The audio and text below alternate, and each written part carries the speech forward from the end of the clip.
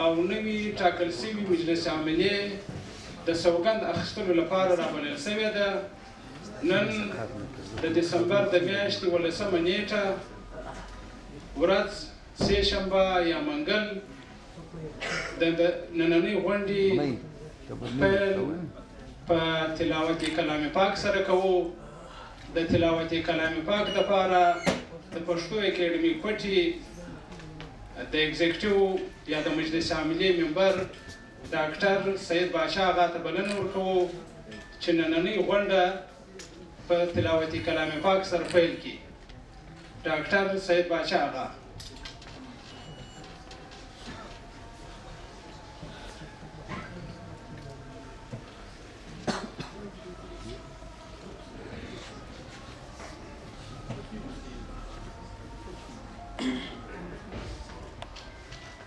أعوذ بالله من الشيطان الرجيم. بسم الله الرحمن الرحيم. إنه هو السميع العليم.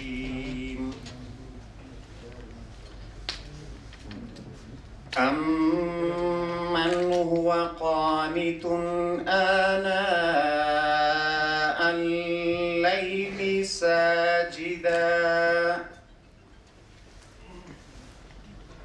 ساجدا وقائما يحذر الآخرة ويرجو رحمة ربه.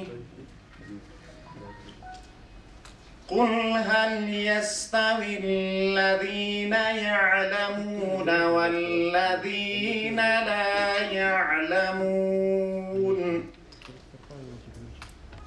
إنما يتذكر أولو الألباب.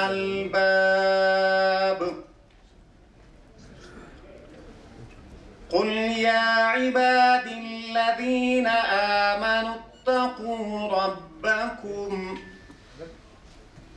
للذين أحسنوا في هذه الدنيا حسنة وأرض الله واسعة إنما يوفى الصابرون أجرهم بغير حساب. قل إني أمرت أن أعبد الله مخلصا له الدين وأمرت لأن أكون أول المسلمين. ژباړه: آیا دا خلک غوره دي او که هغه خلک غوره دي چې د شپې لخوا رب ته په سجده پراته وي او په عبادت بوخت وي او د آخرت له عذابه بیریږي او د خپل رب و رحمت ته هیلهمن وي؟ ووایه آیا پوهان او ناپوهان سره برابر دي؟ هیڅکله نه، یوازې عقلمند وي چې پند اخلي. ورته ووایه ای پیغمبر صلی الله علیه وسلم، زما مؤمنانو بندگانو د خپل پالونکي له عذابه ځان وساتئ. هغوی چې په دې دنیا کښې نیکي وکړي ورته ښه بدله ده او د رب مځکه پراخه ده. که د کفر د مشرانو تر زور لاندې وي نو مهاجرت دې وکړي چې زغمناک اجر یې بې حسابه پوره ترلاسه کړي. ووایه ای پیغمبر صلی الله علیه وسلم چې په رښتیا امر راته سوی دی چې الله په اخلاص سره ولمانځم، او بل دا امر راته سوی دی چې د دې امت اولنی مسلمان واوسم.